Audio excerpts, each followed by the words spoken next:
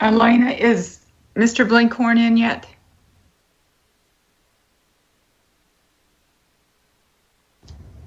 No, I do not show that he is signed in yet.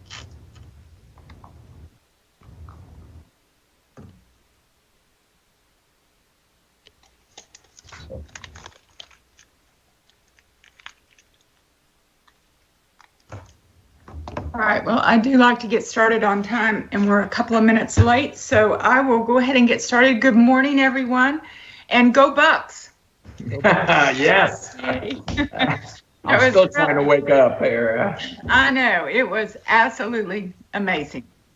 So I am a little hoarse this morning, not from yelling. I had my second dose of the vaccine, and I had laryngitis. That was my only side effect. So it's been kind of crazy. Anyway, welcome everyone to our meeting, and I'm glad to see so many of you on today. We have a good program today, and I would like to start out. I have our little flag here, and I'm going to ask Mr. Persis to please lead us in the Pledge of Allegiance.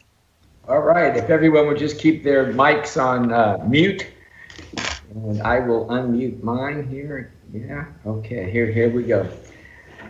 I pledge allegiance to the flag of the United States of America and to the republic for which it stands, one nation, under God, indivisible, with liberty and justice for all. Thank you so very much. I would remind you to please put your attendance in the chat box, your name and your district, so that we can be sure and check you off. You had two sets of minutes that were in the attachments. We have the December 3rd minutes. So I would please ask for a motion to accept the December 3rd minutes. Motion to accept. This is Ruben from Volusia, Ruben Cologne. Thank you, Ruben. Do I have a second? Second, Jan Shoup in Highlands County. Thank you. Is there any discussion or corrections to the minutes? If not, if I hear no objections, then minutes will be approved. Okay. And now I need a motion on the January 11th minutes. Do I have a motion? January 11th.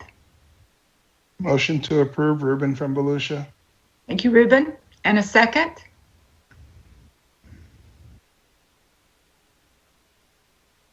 A second, please. Second, Jan Shoup, Highlands County. Thank you. Any corrections? Hearing none, if I hear no objections, then the minutes will be approved. Thank you.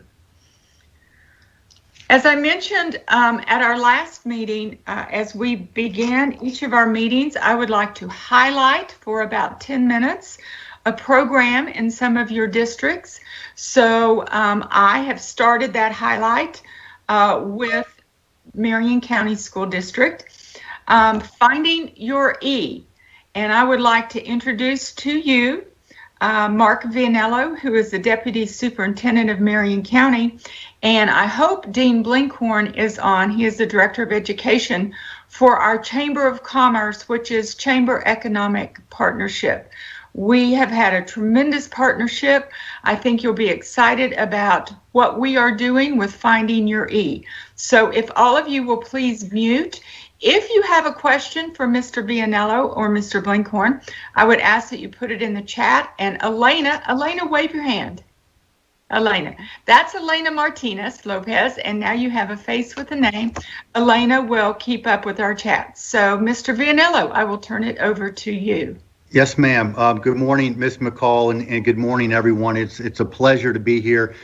Dean just texted me and said that he is on the phone, so we will, Dean and I are going to tag team this. You're going to hear from him shortly. So as Ms. McCall said, my name is Mark Vianello, and I am the Deputy Superintendent here in Marion County.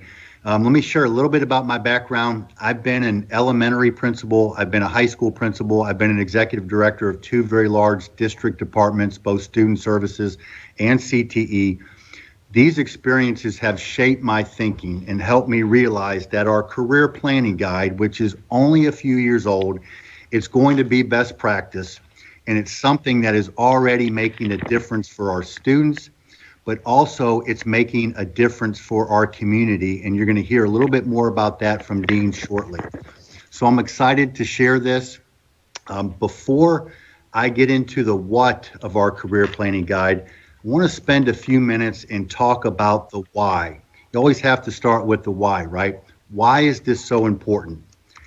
This concept goes beyond obtaining academic proficiency.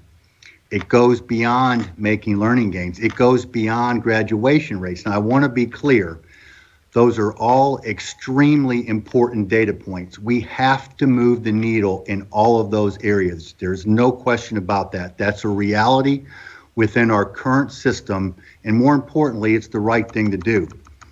But we've come to the conclusion, as important as all of those things are, it's not enough. It's not enough to help a student get to the finish line, hand them their diploma, and then wish them good luck. An important part of education is self-discovery. So I'm going to ask each of you to imagine for a moment if you could go back in time and discover what your dream job was when you were in high school. And think about the impact that might have had in your life today. So when we talk about our career planning guide, we're talking about maximizing return on investment that is twofold. One is for a student who may spend up to 13 years with us. What do they get out of our system that's more than a high school diploma?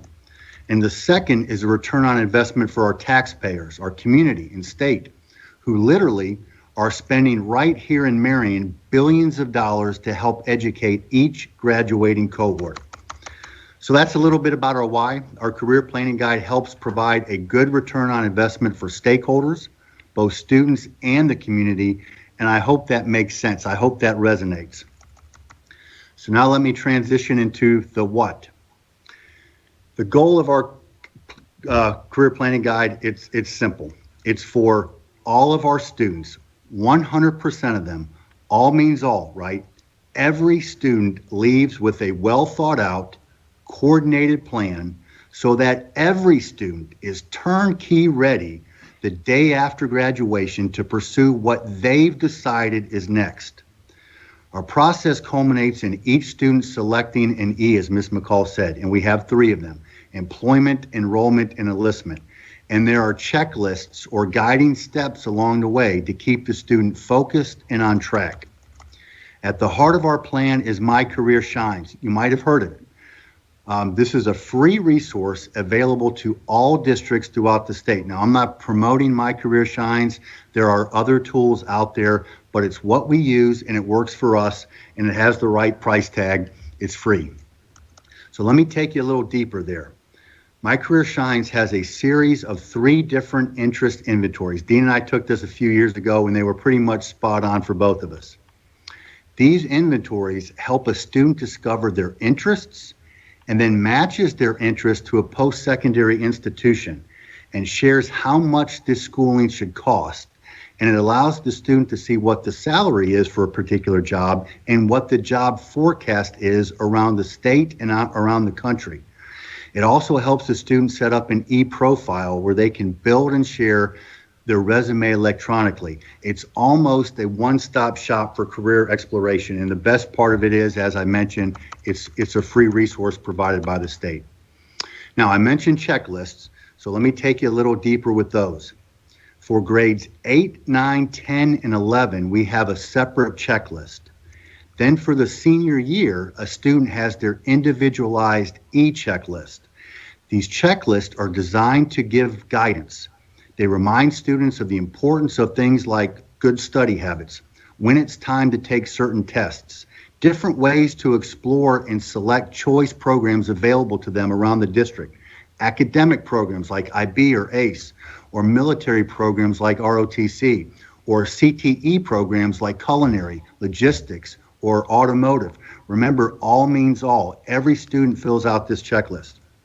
And oh, by the way, we spent a great deal of time making sure our CTE programs are aligned so that our school system can be part of the economic and workforce solution here in our community. In a word, it's relevant. To me, relevancy is the number one issue in all of education, and being relevant helps ensure that high return on investment. So how many of you have ever known a senior that says they are going to college, but they haven't taken the SAT, they haven't taken the ACT, or filled out a FAFSA, or completed an application until it's too late? So therefore, the day after graduation, they're not ready. They float. Now, floating or not being prepared for what's next is not a good return on investment for the time that the student spent with us or for the taxpayers that help pay for their education.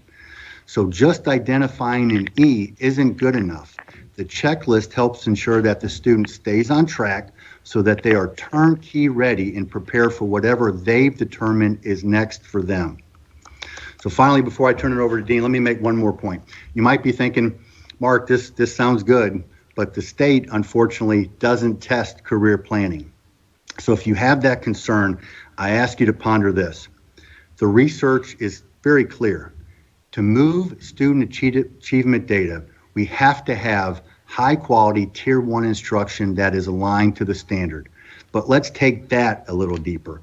If we can personalize education, if we can build relationships with our students and get to know what motivates them, what drives them, then through these relationships, we can build relevant lessons, put students into relevant programs, which will help them understand the why they are going to school. And if we can accomplish that, if we can build that quality system that's good for students, that's aligned with the needs of the community, then as a byproduct, along with a strong tier 1 instructional core, we'll see a positive impact on test results. Ladies and gentlemen, I absolutely 100% believe that. And so I'm going to turn it over to Dean now to let you see and hear the impact that our career planning guide is having with our community as well. Yeah, thanks, Mark. First of all, can you all hear me okay? Mark, can you hear me okay? Yes, Dean, I can hear you. Thank you. Okay, good. Just wanted to make sure. Yes, Dean. That's okay. I know we're all trying to adjust to this whole Zoom world that we're in right now. But Mark built on a couple of points here. I work with our local Chamber of Commerce here in Ocala, Florida, and my role is in talent development, which is a fancy way of saying that I get to work with our education partners on a lot of different initiatives. But I will tell you, to me, this initiative is the most powerful one that we have. It fires on so many different levels. First of all, Mark hit on this originally. I love the simplicity of the career planning guide. Okay, once I saw that print version of that, it just kind of it pulled together all these various initiatives that we were working with CareerSource, with our different higher ed partners, of course the Chamber, and it just pulled it all and made perfect sense. So right down to a checklist, so students knew exactly what their next step was. I love the intentionality of this whole initiative. It puts us all together to strive for these goals.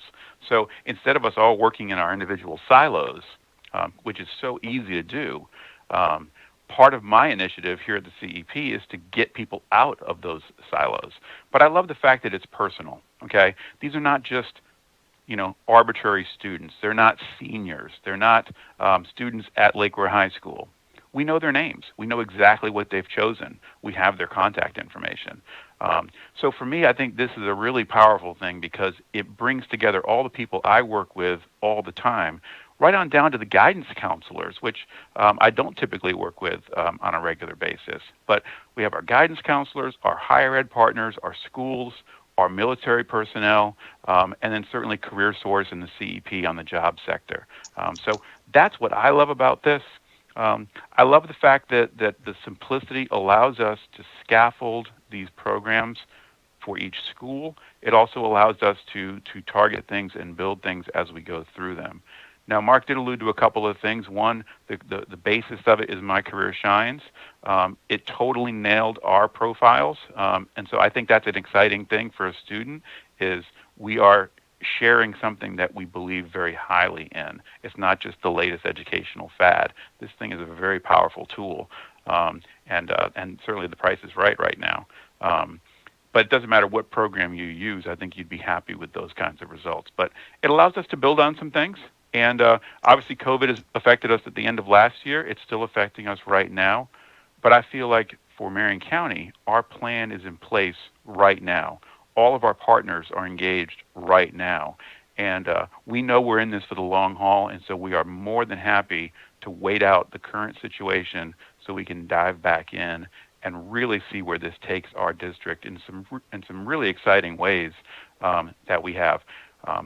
One quick stat I want to share with you, our educational partners have totally revamped their reach out efforts to be more individual with students. And we have also done some preliminary work with our employers, reaching out for hiring events. And we had 28 employers at the height of COVID in Marion County reach back out to me wanting to hire those seniors who had checked that E. So we're on to something. We know we're on to something here in Marion County. We're very excited about that. But we'd be happy to answer any questions you might have. And Mark has been very gracious with any district that's come up inquiring about this to share that information. So I hope I've covered it all. Mark, did I cover it all? You did, Dean. Thank you very much. I'll just remind the group that we do the checklists in our 2-page career planning guide overview. I believe if you don't have those documents now, you will be sent those documents at the end of this presentation. And please don't hesitate to have anyone from your county reach out to me, or your designee or your contacts reach out to me. We will be happy to walk them through the process and answer any questions that they may have. Mark, may I interject here? I believe that our 2020 graduates, we had 92% of our graduates that had selected an E and they were either enlisted, enrolled in college, or employed. Is that correct? That is accurate. Yes, ma'am. 92% last year. We're already up to, I think, 93 or 94% this year. And again, the challenge then becomes not just selecting your E, but really working through those checklists to make sure that whatever they've selected, they are turnkey ready. That's really the most important thing, is that the day after graduation, there is no float. They are ready and prepared for whatever they have decided is next. And the system, our system, has helped guided them to that.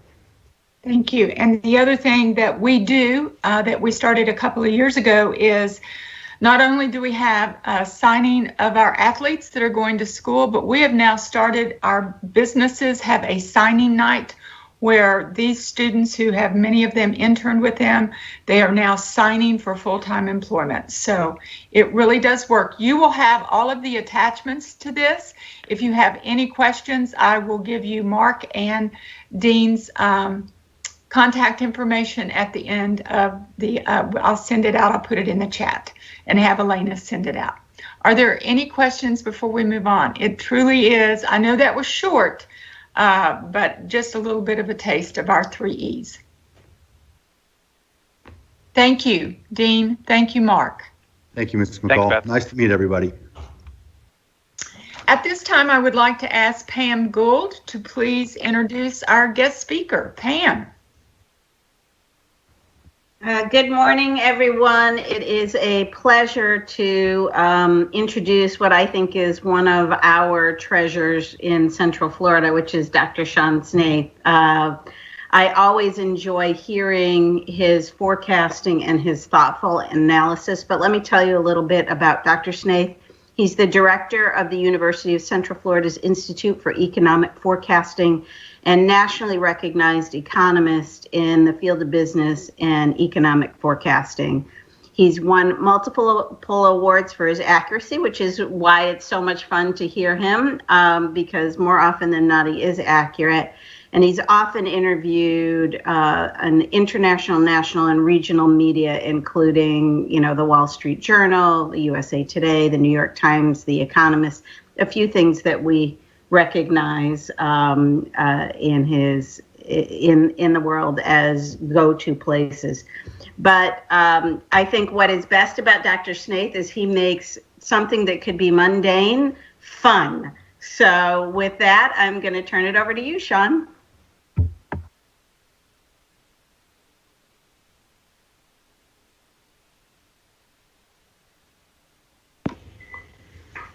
There, am I off mute?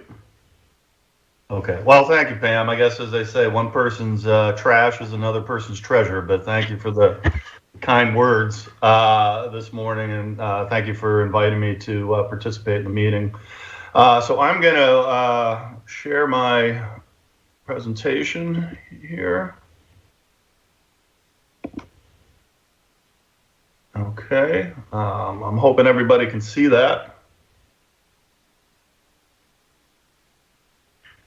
This is my first time on Teams, if you can believe it. I've been mostly Zoomed here during the pandemic, but well, yeah. So we're in 2021, and 2020 was one for the history books for sure on multiple levels. The recession that we went through in 2020 was historic.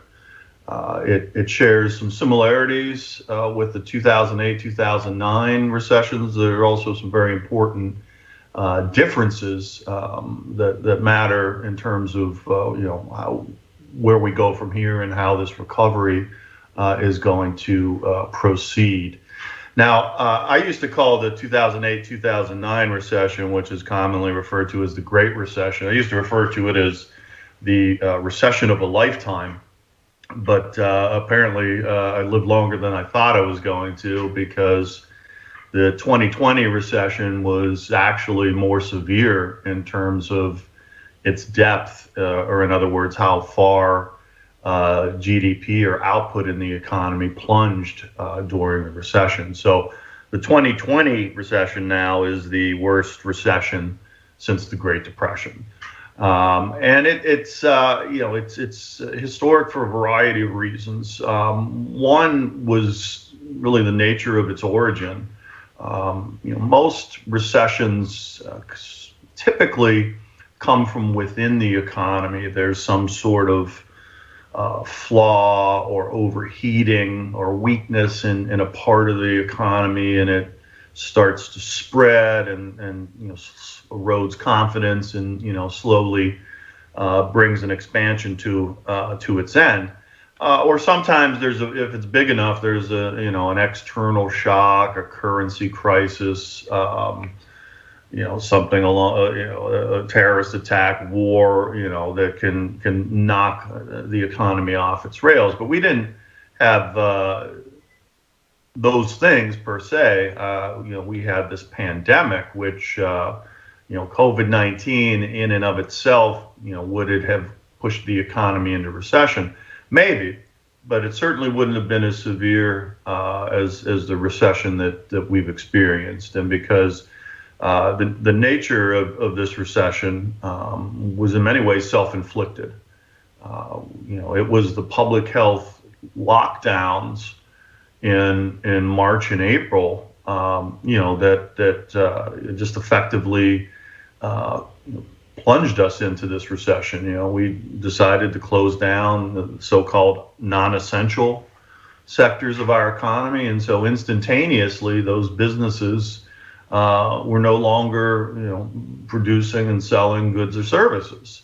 And so the total output of the economy fell, instantaneously. It was just, the plug was pulled, and those sectors of the economy stopped. So it was self-inflicted. I mean, I think initially the notion, given what we didn't know about the COVID-19 virus, was, 2 weeks to flatten the curve, to prevent the healthcare system from being overwhelmed. Well, that 2 weeks turned into, at best, 2 months, and much longer than that in some states around the country. And, the curve was certainly flattened, but we bulldozed the economy in the process. And, because of the nature of this, there's a think tank in Boston called the National Bureau of Economic Research, and the folks there put official dates on the peak and the troughs of business cycles. And in doing so, they effectively put the year and the month at which a recession begins, and then ultimately the year and the month when the recession ends. And the dating of that typically is 12 to 18 months after the fact. And you can insert your, economist jokes there, and some of it's justified, but a lot of it has to do with wanting to wait until all data has been finalized. A lot of economic data, as it's released, is preliminary. It's subject to revision. There's a benchmarking process that takes place annually. And so they don't want to put a date without seeing the final data. This time around, it was only 2 months before they weighed in and said, okay, the peak of this economic cycle was February of 2020, which meant that in March we were in recession. And they could do that just because of the historic nature. There was no uncertainty. In March, the shutdowns plunged the economy into recession. I think this recession will be historic in yet another way when they finally declare when it ended. I think it will be the shortest recession in U.S. economic history. I believe that the recession ended in May, perhaps June, but nonetheless, we're looking at a 2 or 3 month recession. The previous shortest recession was 6 months, and so. Again, lots of history here in this particular economic cycle. I personally think that probably one of the biggest policy blunders, of post-war United States. But anyway, the good news is, of course, we're out of that recession. There's always talk as we're leaving recession. What's the recovery going to look like, or what path is the economy going to follow? And so that's when you start getting the alphabet soup of recession and recovery: V-shaped, U-shaped, L-shaped, W. And so a V-shape implies that the recovery is really the mirror image of the recession itself. And so as steep as the recession was, that's how steep the recovery is. I've been calling this a bent V-shaped recovery because the recovery is not quite as steep as the recession was that preceded it. So we saw a very rapid growth in the third quarter of 2020. GDP grew at an annual rate of 34%. That was after contracting at an annual rate of 31% in the second quarter. Fourth quarter, we saw first read on GDP growth at 4%. So, we sort of rocketed out of recession. That was easy to do. All we had to do was allow the economy to open. And boom, now you can go to the mall. Now all those, retail outlets are making sales. They have to rehire at least some of the people that were furloughed. And so, those jobs were, plugged back in. And so, going from here, I think that the recovery will be a little more gradual because, the damage that was done. Many small businesses did not survive these lockdowns. They didn't have cash reserves to sit there for 2 months or more, paying rent, paying equipment leases, paying insurance, while they had zero revenue coming in. And so those proprietors, their employees will have to be reabsorbed in the economy. And that's going to take a little time than just saying, okay, we're open up for business and we're back to where we were pre-recession. I used to worry more about the re-implementation of these lockdowns that we saw in March and April, which I think would be another instantaneous recession bordering on depression. But it seems that we're moving away from that. So I don't think that's really a threat at this point. You have to look at any policy, the costs of that policy versus the benefits. And early in this pandemic, there was zero discussion of the costs of these measures. And of course, the benefits, that there could be some debate there as well. But nonetheless, the recovery continues.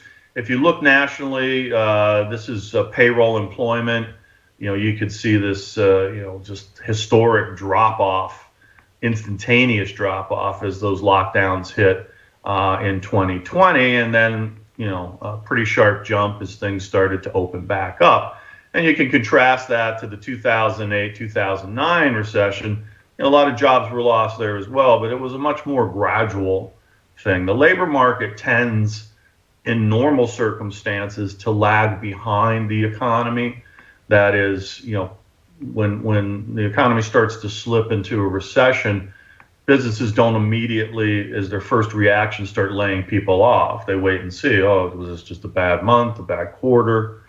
And then, the evidence starts to mount that, maybe it's more than just that. And then those decisions get made more gradually. That wasn't the case in this unusual downturn. We've seen pretty historic response to the recession. The CARES Act, $2.2 trillion, a second round, I believe, of about $600 billion, and the new administration talking about another $1.9 trillion. Of course, every penny of these programs is borrowed because we don't have the federal tax revenue. So the national debt is something I've talked about for 10 years. It's sort of a I don't know. I guess a burr in my saddle, if you will. But we're at $27.8 trillion in debt in an economy that was, at least pre-recession, a $22 trillion economy, and we're likely to hit 30 trillion by the end of this year. And so this is something that's eventually going to come back. We've got Social Security, we've got Medicare, we've got entitlement programs that are not paid for, that are actuarially and demographically headed to insolvency without any changes, and that's a certainty. So this is an issue that's going to come back. I won't harp on it for long, but we haven't felt any short-term pain from these deficits that we've been running really since the mid 80s, but just lately they've gotten supersized over the past 14 or 16 years. The housing market, again, this is a key difference between the 2008-2009 recession and the 2020 recession. I think important for this audience because housing was sort of at ground zero of the last downturn, and when that bubble collapsed, particularly here in Florida, prices plunged, and that had all kinds of consequences, certainly for revenue, for local governments, schools, but also for the economy writ large, because people saw that nest egg for many just cut in half, and that was a burden on Florida's recovery for many years. The housing market, and this is true nationally as well, we have the same problem in the housing market we did pre-pandemic, and that's simply that there's not enough. And we'll touch a little bit on the Florida data here shortly. I think GDP growth in 2021 should reach 5.5% or so. That's after contracting at 3.5% last year. So the year over year decline was not as large as it potentially could have been last year. And as the vaccines continue to be administered, there's a lot of pent-up demand. I call it pent-up demand squared, because the pent-up demand is spending that doesn't happen during a recession, not because the person or the household lost a job or saw their income go down. It's because of the uncertainty of what might be their financial or economic future. And so even if people are employed and working and their income's the same throughout a recession, spending tends to fall, particularly on things like travel, or buying a new car, or buying large ticket items, and anything that might be financed. People tend to hold back, And then when the recession's over, that spending that was held back is unleashed, and that's the pent-up demand. I call it pent-up demand squared because not only do we have that pent-up spending, we were literally pent up in 2020 with in our homes with people formerly known as our loved ones,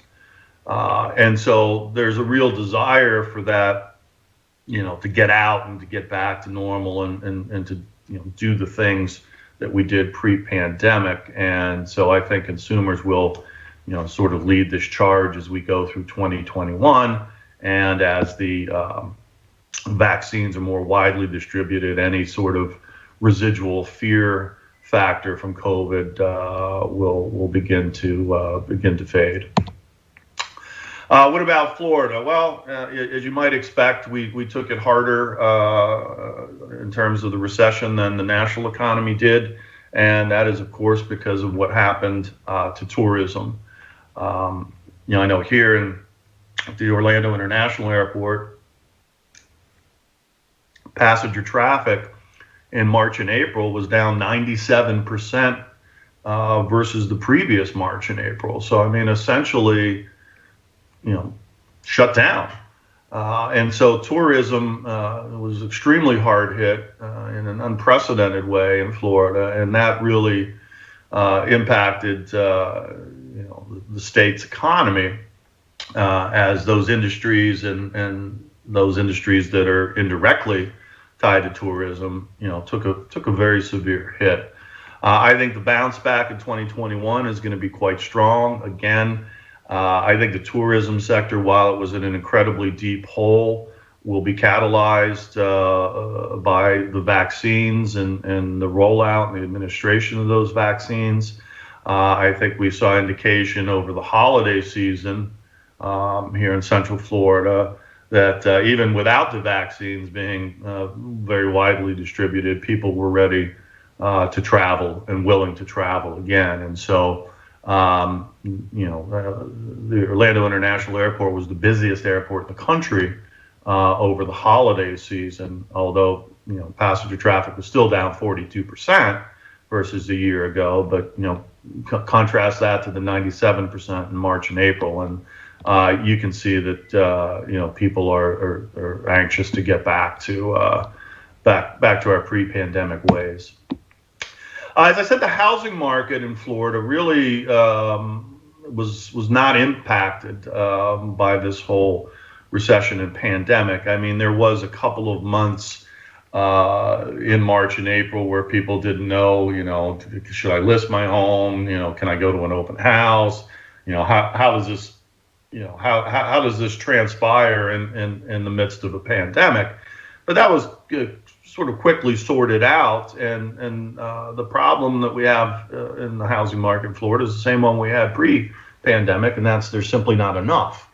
There's a persistent housing shortage that continues to put upward pressure on prices, and so we've seen prices start to increase here during 2020 again at a double-digit rate. Which may be reminiscent of the housing bubble, but I would argue that this time around it really is not a bubble that is driving this price appreciation, but rather a good old-fashioned shortage in the housing market. And so this is data from the Florida Realtors. And you could see there sales up almost 23% year over year, prices rising more than 14% year over year. Houses are not staying on the market very long, 19 days median time to contract. And then lastly is the inventory of this is existing single family inventory. As measured in months of available supply, and that's down to just 2 months right now in Florida, and that is well below the 6 to 9 months that real estate economists would say is a balanced market. So when you fall below that 6 to 9 months, you have what your realtor would tell you is a seller's market. Which your economics professor would tell you is a shortage. And in any market where there's a shortage, well, what happens to price? Well, price goes up. The bigger the shortage, the more rapid prices rise as the market functions to clear itself. So that's what we're seeing right now. We don't have what we had in 2004, 5, and 6, and that is easy financing for mortgages. In fact, throughout 2020, mortgage availability was actually contracting.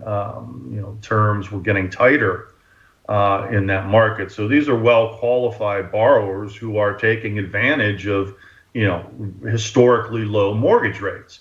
But we just don't have enough housing to meet that demand. So it's a game of catch-up right now in the housing market. Here in Central Florida, the situation's even worse. 1.7 months of inventory, and you see prices are rising 14.5%. So, a couple things come out of the situation in the housing market is, one, school districts aren't seeing the hit that we took in the 2008-2009 recession because of what happened to housing values. So that's a good thing. The bad thing is housing affordability. On a teacher's salary, this becomes an increasing problem when prices are rising 14% plus a year over year. So there's some good and bad here. Good on the revenue side. I mean, if you're in a district that has a sales tax addendum that is allocated towards education, those revenues would have dipped. Again, not as severely as the experience in the last recession, but anything tied to tourism or sales tax, those revenues certainly were reduced as a result of this particular recession. But the property tax money should not be very much impacted by that. Statewide, you can see here, again, comparing and contrasting the Great Recession to this one, just the instantaneous spike in unemployment. In a matter of 8 weeks nationally, 38 million people were thrown into unemployment. I mean, that is unprecedented. You can see it's usually more of a gradual process, even in a recession as bad as the 2008-2009 one. So this, was an instantaneous spike, and then as we opened things up, the unemployment rate fell very quickly. But now, I think we're getting into the more difficult gains in the labor market, because this is not just people going back to their old jobs. These are people that have to find new jobs entirely, and so that process will take a little longer. This is output in the state GDP. Again, very volatile, extreme plunge, which made 2008-2009 recession, look relatively mild, and then a very sharp rebound. So this is, sort of a slingshot effect going on here, which is good. We certainly wouldn't want to linger for years in that deep of a recession. Payrolls in Florida, as you might imagine, once you're told you're non-essential and you have to shut down, you don't need employees. And so payrolls plunged as the lockdowns were implemented, as they were released or diminished. Then employers started to hire back workers. But I don't think we get back to pre-pandemic levels of payrolls until the end of 2021 into 2022, and 2022 particularly for the tourism sector. Job growth over the next 3 years here, I think leisure and hospitality on average will grow very quickly from their much depleted base as that pent-up demand is released as the vaccines roll out. Education and health, professional business services, these are all mostly higher paying white collar type jobs. So a lot of solid growth in those sectors. Looking around the state here at different metros, Population growth will continue to be a driver, in Florida and Central Florida in particular. The pandemic didn't change any of the underlying trends in the economy. It may have bumped us off them temporarily, but it didn't fundamentally change anything. And in fact, preliminary estimates in 2020 was Florida was number 2 in the country in terms of states with the largest population gains. So, that process continues, and that, of course, feeds into economic and job growth. The more people you have in a region's economy, the more economic activity will transpire in that region's economy. And so, as again, 2021, the vaccine is very important. I'll skip these local ones here because I know not everyone's here from Central Florida, but the vaccine is an important catalyst to the recovery in 2021, but it is not an ejection of adrenaline that's going to just get the economy to bounce back immediately to where it was pre-pandemic, but rather a more gradual process. I think that by summertime, tourism is going to look a lot more like it did pre-pandemic than it did during the pandemic. And as I said, the longer run trends, I think still are pointing, pretty strongly up, and particularly so, not just for Florida, but for Central Florida as well. And so with that, I will conclude my remarks and take any questions, or I'm not sure who's running the show here. Questions? Actually, Sean, I have a question for you. I've been seeing in some markets where people are moving from some of the states that are shut down, moving their businesses if they have that ability. Do you have any data on how that might affect Florida and especially Central Florida? Well, right now it's mostly anecdotal. I mean, we did get that estimate that I referred to from the census about 2020 population, but anecdotally, you hear Goldman Sachs is moving some of its operations to South Florida. You hear, and I can't remember which hedge fund it is moving all of its operations to South Florida. There's discussion, I think, that Disney is going to move some of its operations in California to the Lake Nona area. And so some of this has to do with pandemic, right? I mean, you've got some states that are still really locked down crazy.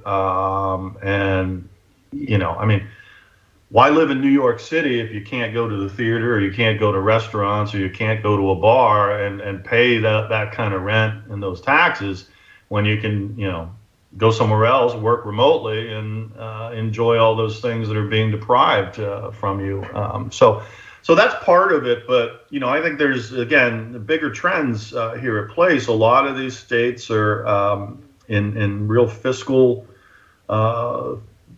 bad situations with their budgets and with their pensions, and that typically means taxes will be going up in the future for businesses and individuals. And so Florida's always had this little tax advantage, certainly without having the income tax, but we've managed the state's finances pretty well in terms of spending within our means.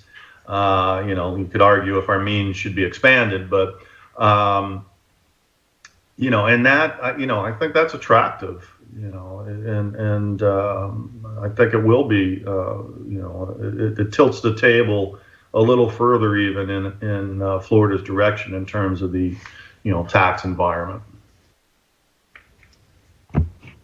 Thank you. As you hear of any new businesses, please let us know so that we can be prepared on our education side to keep those kids in the pipeline for that workforce. Excellent. Thank you. Anyone else? Something just popped up in chat, but then it disappeared. I'm like I said, I'm a Teams newbie here. Let's see. Is there any prediction regarding how the current economic realities have impacted birth rates or are forecast to impact birth rates going forward?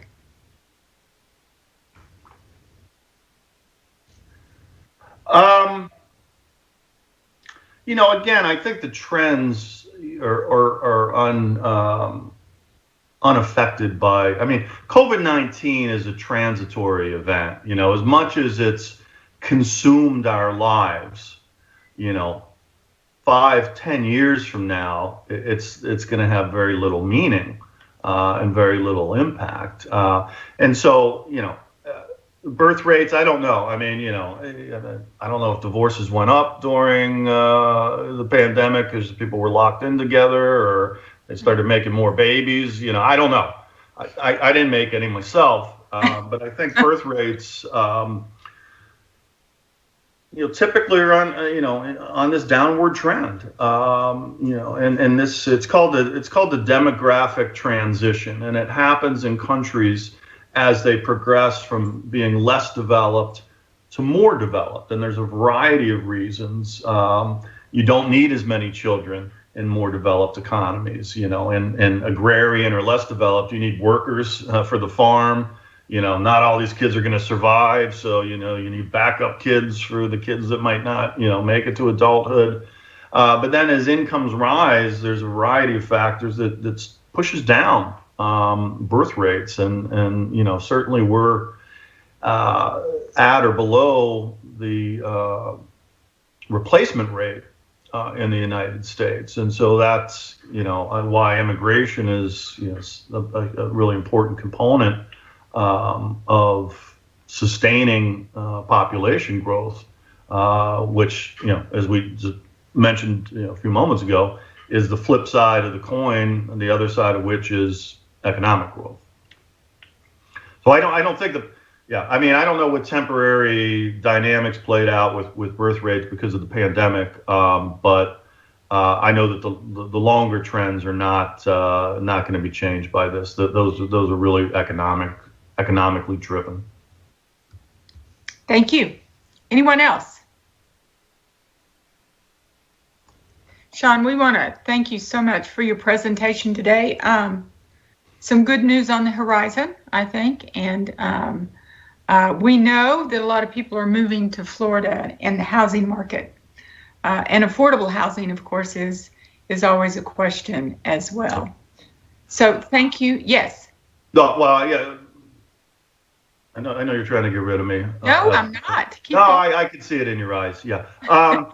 The transportation is, I didn't mention this, but this is really, it intersects with affordable housing, and having transportation networks that allow people to get from where housing is affordable, which tends to be further away from the core of the metropolitan area, to where the jobs are, which tend to be closer to the core of the metropolitan area. That is a real linchpin in solving. Build, right? We need to build, but affordable housing, that transportation network component, I didn't mention it, and I should have, because it really is a critical piece. I'll stop talking now. Thanks. No, thank you. That is something that we all think about. And your city buses, I know in Ocala, we have city bus, but we don't have county transportation out to that affordable housing to get people into work. So I agree with you 100%. Thank you so much for your presentation today. And I will see you next week in Marion County at the CEP breakfast, I understand. Oh, wow. Good thing you got your second shot there. I hope it's... Take care. Thank you so very much, Sean. Excellent presentation. Bye-bye. Thank you. Just to go to old business, Abby Sanchez had asked us last time to work on getting information about open enrollment, and Barbara Jenkins had volunteered her open enrollment, Carol McGowan. So Elena has gathered all of the people's names that handle that in the different counties, and Carol now has that information. So hopefully at our next meeting, we may have some data on the open enrollment process in all of the counties. So Does anybody from Orange County want to say, Dr. Jenkins, I don't believe you're on today. I'm here. Are you here? Okay, just anything you want to add to that? Yeah, just so everyone's clear, Carol McGowan worked with the group about a year and a half ago, and everyone kind of came to some agreement around how they would determine schools were eligible for additional enrollment or were not eligible.